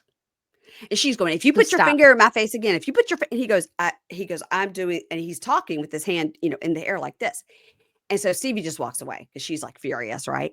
And Stevie walks away, but he's saying, you lied and you need to apologize. And Shekinah goes, yeah, you teach meditation, but you gang up on women. So the funniest thing, which is me, Aaliyah is over there with her little plastic thing of food and she's eating. And she goes, this looks like a circus. I just want to eat. I'm hungry. She's just eating. Girl, yes. So when the drama doesn't revolve around you, it's so entertaining. If it has to do with me, then I have no appetite. So Maddie says, "You're just a liar. You're a liar." And she kind of goes, "I'm going to announce that I will be leaving if Danielle doesn't leave. I'll be leaving." And Amani says, Amani says, "Stevie and Maddie are being political. Like, oh, we're the good guys. We're America's sweethearts. Look how perfect we are." Where'd you get that from? What? What? Danielle goes, "Well, this has I been mean, fun, they but I have are to like leave." one of our favorite couples on the They show are. this They season. are. Yeah. We'd like for them to be on Pillow Talk. Yeah. Danielle goes, "Well, this has But been I also fun, want Greg and but Joan. I have to leave. I have to leave." Yeah. So, Sarper and Shekinah are then in the bathroom brushing their teeth together, which is kind of funny. I'm surprised we didn't see one of those red light masks or something I in know, just a between quick, scenes. just a Yeah. quick, and lay down, babe. And Yeah. and they're like, "Wow, like Danielle made a list. Like she did research on us. She came in with a list, and oh, I'd never seen such a clown. Oh, she teaches meditation retreats. What a clown." And then What? Joan is sitting there. Joan's like, "Everybody is a snake." Um, all right, Mark and Mina, how is life now after your very special day? And she says she really likes living in Boston, way better than that disgusting New Hampshire. And he goes, "But we also like Paris and we also like the south of France." Mina, we heard rumors about your past. There's an online post that said you met Mark because you were an exotic dancer. Is that true? And she says, yes, she did work in a club as a dancer years ago because she was a single mother taking care of her child. And she goes, and when I told him, he was excited because he worked in a club like that too. And Anie goes, welcome for the team. And that was hilarious. hilarious. And Mark says he was a bartender in a strip club like 30 years ago. And no, she did not meet Mark while working in a strip club. And they laugh about her stage name, which was Divine, which was she named her after her cousin. Yeah. They said, "Sarper, what was your stage name?" And he says, "Alex." And Shawn says, "Aren't stage names supposed to be sexy? Alex is not sexy." And he goes, "In Turkey, Alex is sexy." Yeah. Then Anie says her stage name is Aide, which is spelled like A, but it's Aide or something. And Amani goes, "Well, listen, not to be outdone, Matt used to be a stripper. His stripper name was Hudson." So when you're Also not a insulting, sexy name. also Hudson, also Amani is getting mad and yelling at Anie, saying, "Even when I was at my lowest, I would never be a stripper. You're disgusting." Her husband used to be a stripper. Yeah. Okay. Just Yeah. clearing that up for the people in the Yeah. back. Okay. Yeah. Back to Mark and And Mina. they met her there again at the club. That is where they met her. Correct. Yeah. Took her home for a threesome. Okay. Yeah. The hypocrisy abounds. Back to Mark and Mina. Let's go back to the big issue of your life. Jordan. Come on out, Jordan. Here she is. Welcome. Congratulations on your engagement. We get clips of Jordan being a bitch and Mina calling her a snake and a hypocrite. And Jordan says, I think we both judged each other too harshly in the beginning. And Mark says, I created this by oversharing with her, and I just got to learn to keep it separate. And Mark says, and I feel like Jordan was being protective, and I knew that eventually Jordan would see Mina's heart. Jordan apologizes. She says, I apologize for saying what you can and can't do with your life. And then Mark goes, that's great because she's pregnant. I did not believe this for 1 second. Yeah. Even though they played serious music and went to a commercial. Yeah. And they show Jordan being like, I don't want to split that inheritance again. And they're like, just kidding. So Shawn says, but are you actively trying to get pregnant? And he's like, well, we're not trying. Like, we're not using any protection or anything. And Jordan's like, TMI. TMI. Yeah. I don't want to hear about my dad. Now let's talk about Clayton. It has been 11 months since she's seen Clayton, Kimberly. That's insane. That was heartbreaking. And she says she's missing half of her heart, and they're going to visit very soon because now that she has her green card, she's free to travel. Yeah, it just came in the week before, so they're going to go right away. Hopefully they'll just go right from New York. It's closer. Yeah. And so he says, our hope is we were going to go to Paris for a visit, and we're going to be bringing him back with us. Jordan, it was great to see you. Bye. Mark and Mina, we're glad to see we're glad to see. Okay. We were glad to see that your wedding is, pardon the pun, flying high. Yeah. Okay. How about some comic relief? Speaking of jokes, let's hear from jokes from Sarper. He's like, oh, what the? Oh, there's a microphone up there. I didn't even know. They play they play clown music as he walks up to the microphone. Clown music. And he goes up. So he compares the throuple with golf, lots of holes and just one stick. All requests for tours and PMS multiplied by 2. Don't feel jealous of him. Feel sorry for him. Multiplied by 2. We didn't need any of this. He got a few pity laughs. Yeah, he did. Matt and Minnie and Anie laughed, even though they hate also, him. if you take away the subject of his penis, he would have no material. So, yeah. That is what every set seems to revolve around. So I hope you do go see him. I'm going to do that. Write down how many times he references it. Well, I don't like to talk about penises, so maybe I won't go. So let's move on to Shawn and Alliya. And he gets up. He goes, I feel weird. I just can't do this. And he gets up to fix Maddie's hair because Maddie's got a hair out of place. And everybody. I fell for that. I didn't. Oh, I totally fell. He looked scary. He looks like mad. And I was like, but he always looks like that. That's his face. I know. But I was like, oh, he's walking off. He's walking off. And then everyone was scared. Everyone was like, oh my God. But why? It's like the end. Like, why is he? Yeah. So he gets up and fixes Maddie's hair. Because they were finally hair. going to talk about the wedding. Oh, okay. Anyway, that's iconic. It'll go down in 9-day history. Oh my gosh, everybody's great. Yeah, clap. Okay. Yeah. So have things moved out since the wedding? Yeah. How are you adjusting, Aaliyah? And she says, I've been adjusting okay, but things have not been like my idea. Things are a big change here, and I wasn't expecting that. And he says, the only constant with our relationship is huge change. And Shawn says, we've never had a situation like this on the show, and we have another couple that can weigh in. Let's bring in Kenny and Armando. Okay, yay! But neither one of them were trans, so I don't know how this. But okay, that's fine. So Kenny makes a joke about, oh my God, Shawn probably wants to get a hold of my hair. Am I right? Yeah, we do. Take off that wig. We're tired of it. Kenny is not wearing a wig. It is a wig. No, who says that? Hair Monkey Lindsay says it's a wig. I need to speak to her because I don't buy that. I've got a picture on my phone. I posted it in the Facebook group a couple of weeks ago and said I never quite fully believed it, even though I believe Lindsay. But he was on Pillow Talk, and you could see the section where it was a Gino situation, but that little thing is on top. The topper. The topper. And by the way, it's a signature hairstyle. It's never changed. Yeah. It looks great. Yeah. It looks great. So Kenny makes a joke. Shawn was getting a hold of my hair. Oh, hey, here comes Jackie. Jackie looks like she literally was on her way to Target and they called her. She's wearing what does she wear? She's not even dressed up. I wrote, thanks for dressing up, Jackie. I mean, is she wearing tennis shoes? I was like, she was on her way to Target and they called her can you swing by? And she's like, oh my God, I have an extra hour. I'll be there. But I'm going because they have a new Kate Spade collab at Target. I got to get there. What was she doing? I feel like Katie yelling at that dude from the Karen Reed trials wearing shorts on Dateline. Michael Proctor. She was very mad about. She's like, put on pants for Andrea Canning. Andrea Canning is in your yard. Put some respect on Dateline's name. Yeah. She was very mad about it. So Jackie says she's so proud of Aaliyah and this new person she's become. She loves her so much as a friend. And Sarper says to Shawn, Sarper goes, you signed up and then everything changed. And Shawn says, yes, it is hard to support someone who's going through so many changes. It is hard.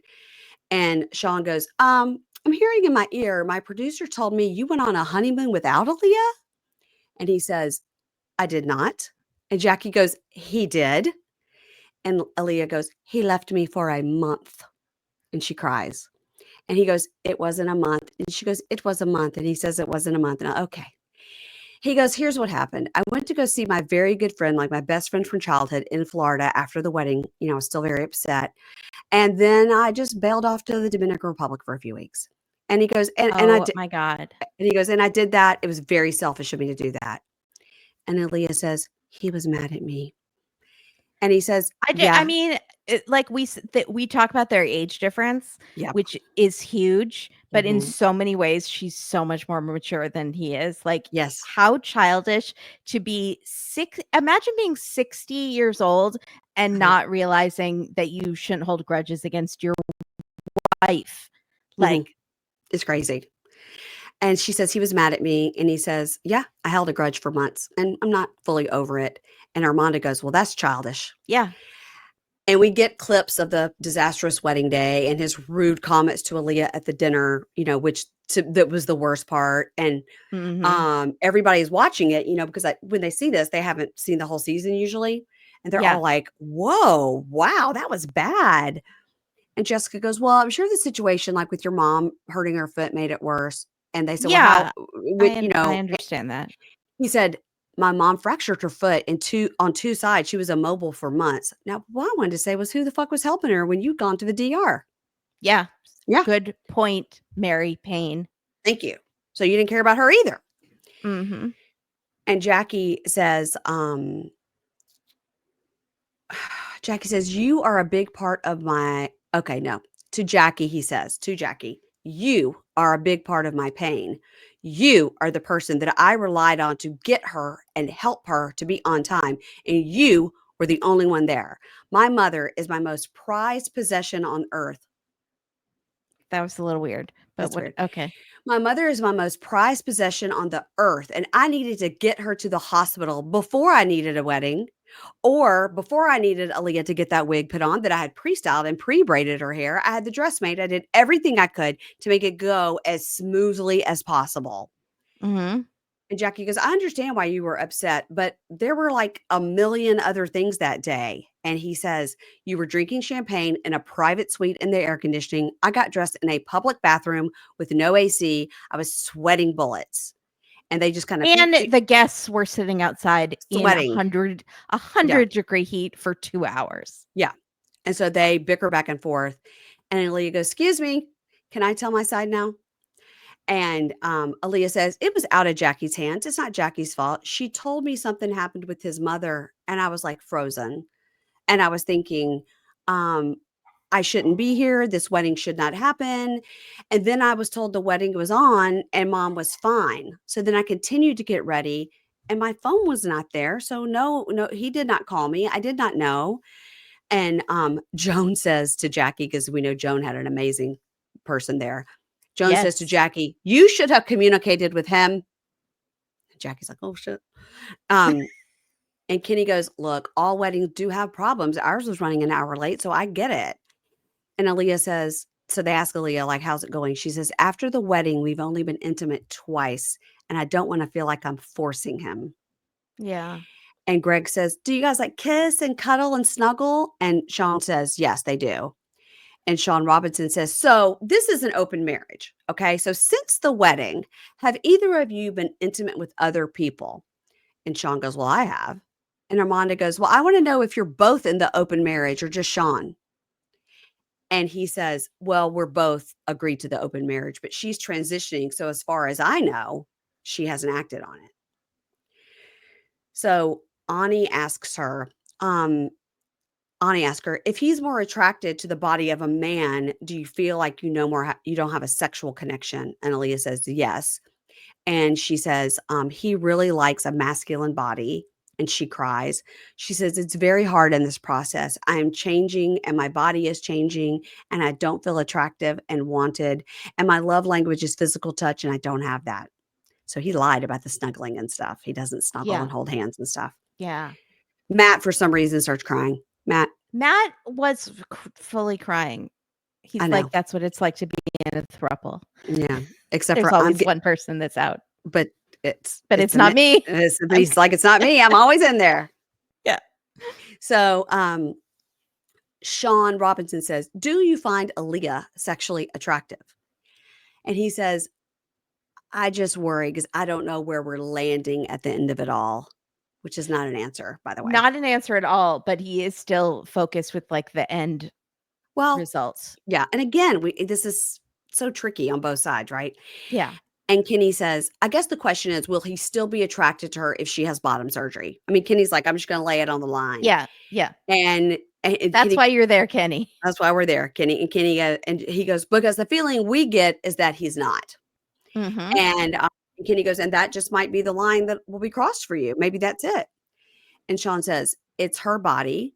And I wouldn't want to do something or not do something just to save the relationship. And Kenny goes, right, because that would just ruin it.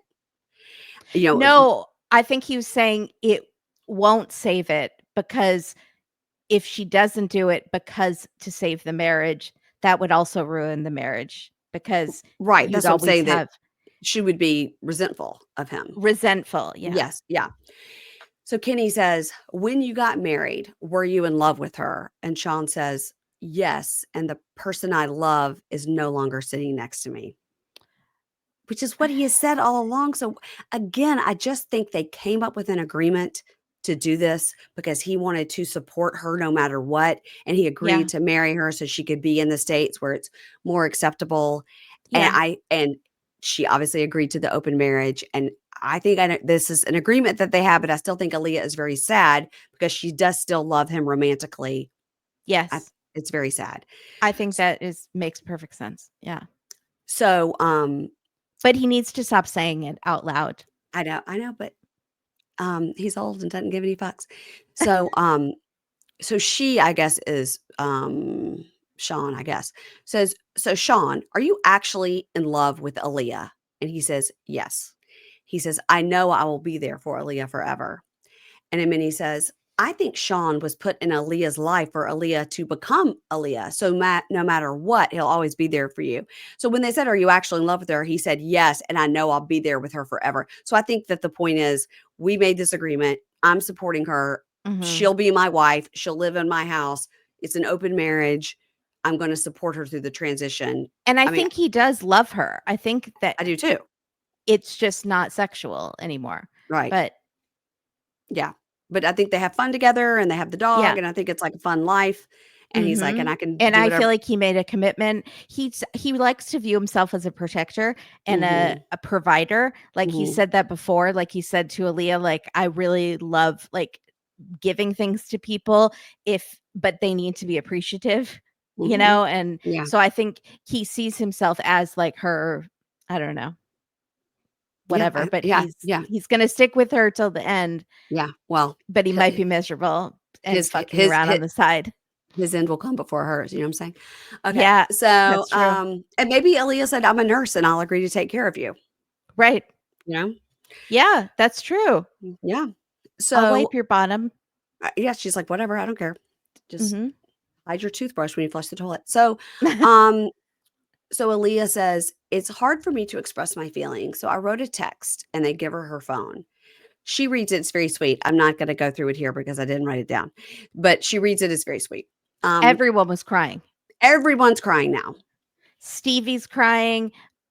Matt's crying. Amani's crying. Everyone's crying. Everyone's crying. I think Juan was crying. Like everyone's crying. It's very sweet. So Shawn and Alliya both like, I love you. I love you too. They said they love each other. And Shawn says, we're going to figure life out. We're going to do it together. And then he says, I'm sorry. I was so awful at the wedding. I was grumpy. It was a hard day for me, but I'm sorry. And I was wrong. And then he starts crying. I know. I was like, I think they are each other's person. Yeah.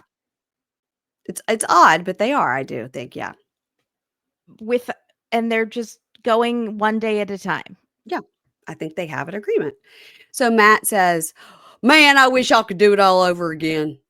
And that's it. Bye, Jackie. It's good to see you. Bye, Kenny and Romano. Good to see you. Shawn and Alliya, we wish you a world of happiness. Okay. Thanks, everyone. Bye. Great tell-all. So Amani goes tell-all ever. Except for you and I have been talking for longer than it was on. So Amani goes and tells Sarper, hi, we're all going to dinner. You guys want to come? We're going to go right down the street. You want to go to dinner? You guys want to come to dinner with us? And he goes, yeah, no. And she goes, listen, it was great to meet you. I'm sorry it went kind of funny. Hopefully we're gonna work it all out. We're all gonna be buds, right? Okay, great to see you. And he's like, bye. Mark in the green room area does a toast. Like everybody wants to do. Matt goes, I don't even drink, but I'm thinking about it. Everyone's bye, putting their clothes on. Some people, change, some people don't. And at the talking head, Jessica and Juan are like, we made it. High five. And Juan says, sometimes I do feel bad for not just taking any job. And my son is my priority. Okay. Mark, as he's walking out, says to Juan, don't forget what I told you. You need to look into private yachting. Yeah. What a great idea. I love this connection. Yeah. And Mark has said he used to be a bartender like Juan, and and he said it would kill me if I couldn't be a pilot. So he gets it. Like I let it be like a mentor to him. I love that. I loved it too. And so Shekinah, and of course I'm like, God, private yachting, that's so perfect. I was like, because they do live they're in Wyoming. Smack middle of Wyoming. It's not. They're in Wyoming. Damn it. Not a lot of private yachts around there. Yeah. So he's like, below deck med, here I come. So Shekinah and Sarper leave, and they're hugging and kissing everyone, saying goodbye. And Amani tries to say goodbye, but she walks up, like, okay, guys, bye. And they just turn around and walk off, and they all laugh at her, like, you tried, girl. But they're like, stop trying. Why do you keep trying? Yeah, they don't like you. She and you keeps, don't like them. Trying to. Don't you want to eat with us, Shekinah? Aren't you going to be friends with? Like every commercial break, she's trying. She's like, you're going to yell at me on screen and then try to get me to have dinner with you? No, it's not happening. So in her talking head, she kind of goes, I will never associate with them ever again. And Sarper in his talking head goes, Shekinah and I know we are inconsistent, but I know it will work out in time. And later I will see podcaster at Heather McDonald party. Okay. And her talking head, Shekinah says, I really want to reconnect with Sarper. I want to move out of our place into like a new place of our own. Like I want Sarper to work on his anger, and I want us to go to couple therapy. Okay. That's a good idea. But I also think you need individual therapy. Probably. Yeah. Shekinah, I think you might need some too. Amani tries to say goodbye to Stevi and Maddie. And Stevi goes, no, I don't want to talk to you. I don't want to talk to you or Matt. Goodbye. Bye. Bye. Bye, Shawn. It was great to meet you. Bye. She just threw her. I don't want to talk to you. No. Yeah. So the talking head, Maddie says, she never answered the question if she kissed a girl, but I know her. And if she's okay with it, then I'm okay with it too. Just like she knew he would come around. Yeah. And the talking head, she goes, he knows he can ask me anything behind closed doors, and I have fully accepted him as he is, and I want him to do the same for me. Yes. Great point. I think that's it. She wants to know that he will love her regardless, whatever it is. So she's not going to answer that question because he, like Amani said, he has not given her a safe space to do so where she feels like it would be okay if she said it. Yeah. So, Joan and Greg say goodbye to Amani and Matt. And she says to them, she goes, 2 of the other couples wouldn't say goodbye to us. And they're like, okay, bye-bye, crazy. No, I thought that was funny. She's like, are you going to say goodbye to us? And we just keep getting ghosted. Like, yeah, well, don't leave awful. us hanging. And the talking head, Greg, says, we got enough money. I've been stacking papers. We got enough money to move out. I'm going to expedite that. Good for you, Greg. Good. And the talking head, Joan, says, if we found out I was pregnant, we would move out, or I would leave him there and I would move out. Good for you, Joan. Love Joan. So the talking head, Mark, says, today was tough, but she's got the green card. We're going to get Clayton. There's lots of positives. And the talking head, Aaliyah, says, today was fun. I feel like I could talk and I could express myself. And she says, my biggest worry is that he doesn't love my body anymore because I want to be loved as a trans woman. Yeah. And then on the talking head, he says, I'm going to take her on the honeymoon she deserves. Good. That was nice. That was nice. But again, so Aaliyah's got to get the green card before she can go on a honeymoon, unless they're just going to go to like another part of California. Right. Which there are plenty of places. Yeah. Matt and Amani leave, and Amani says, a light bulb clicked that maybe Anie doesn't love me in the same way I love her. And the talking head, Matt, says, I That's do true. have hesitation now with divorcing Amani because of what all we heard today. And who knows what the future is. Bye-bye. I'm Matt. Yeah. So it sounds like you have both decided this is not a good throuple for you. Except But for they're all over social they're media. all they want another season. So Yes. they're going to keep going with this. Yes. What if we have to see the three of them on? Happily. No. Well, I mean, it could be any show. It could be any. They don't. The rules don't apply anymore. It could be the single life. It could be diaries. It could be last resort. Show. Whatever. Resort. Yeah. Just roll her around on one of those big sticks with the TVs on top. Yeah. So stupid. Okay, but I know we're long. Diaries. Okay, are we back to that? Okay. There was one couple, a Kinney. Uh-huh. She's pregnant. Mm-hmm. And they had struggled for a long time to get pregnant. Very excited. It's been 3 years and she has not gotten her green card yet. So they go to a lawyer, and because I was seeing how Mina's just came in, and so I'm like thinking of the timing. They go to this lawyer, and he says, so I did it through a website right when we got married. I applied for it. I paid like $5,000 or something, and nothing happened. And I kept checking in with them, and they said, we need more money. So was it Jen Shaw? Was it Jen Shaw? The lawyer looks it up, and she goes, all I see on here is the K-1 visa. I don't see any request for citizenship or green card. It was a total scam. Yeah. He got scammed, and it's been 3.5 years, and she's pregnant now. And I would have killed him. But she's like, well, I'm glad we figured it out, and now we can get the paperwork going. So she's not even that mad. And he's like, yeah, I messed up. So, but how long can you stay after you get married? Like, don't you have to apply for some kind of something to stay? Because she's married to a citizen, she's okay. She's safe. And they are going to put the paperwork in right away, but she hasn't been able to work or drive. And she really wants to drive now that she's going to have a baby. She wants to, 3 years? For 3.5 years. It's a long time. That's why Diaries is sleep. It's a sleeping gem. Well, I don't know what I'm trying to say. Hidden gem. Yeah. Sleeping hidden gem. Sleeping dragon hidden gem. Yeah. Wow. Well, I got to tell you something. It's 10 o'clock my time, and I still have to watch Virgins, and I still have to watch Match Me Abroad because I'm enjoy. Sorry, I'm recording both of those shows tomorrow, and I feel like there might be a chunk of this in the middle that I need to cut out and put on Patreon because of what I said about people. Just some things that you were saying that maybe I was trying to steer you away from. But I didn't know we were suddenly on these people's side now that you met them at a party. No, now I'm afraid. Now I'm afraid. You know what? Just leave it all in. Who cares? Woo! This is what gets. It's not like there aren't old episodes that they could listen to. You'd have to go back and edit out several years. A lot. Yeah, you're right. You're right. Kimberly, over on A Date with Dateline, you're still on hiatus for another week, but Katie has been covering Gilgo Beach and also Karen Reed. Yeah. And like I told you, I've been listening to every word. And I would love to have you on you can weigh in on your thoughts. I'd love to. And I will tell you that what she did was the funniest thing ever.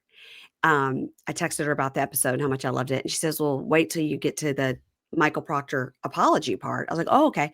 But I hadn't gotten to it yet. So I was continued to listen. And I literally was driving on my little golf cart, pulled it over to send her a text about it. Yeah. I said, you really got me. You really got me. You got me. I won't tell you what it is because I want everybody to listen. She reads she reads Michael Proctor's apology. And I was like, she got me. She got me. She got me. Nobody on this show got me, but Katie got me. Okay. You didn't fall for Shawn storming off, but nope, I didn't. And I didn't fall for Mina being pregnant either. Mm-hmm. Nope. Yeah. But nope, I sure didn't. But I fell for what Katie did. It was really good.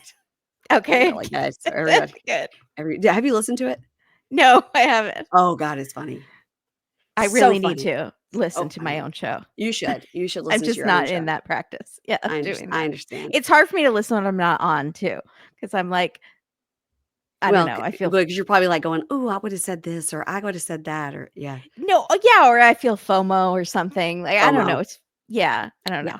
When It's you just guys it's a weird feeling not being Yeah. on your own show. Yeah, when you guys do my show without me, you talk shit about me the whole time. I have FOMO and then I'm angry. But that's all right. It's It's fine. okay.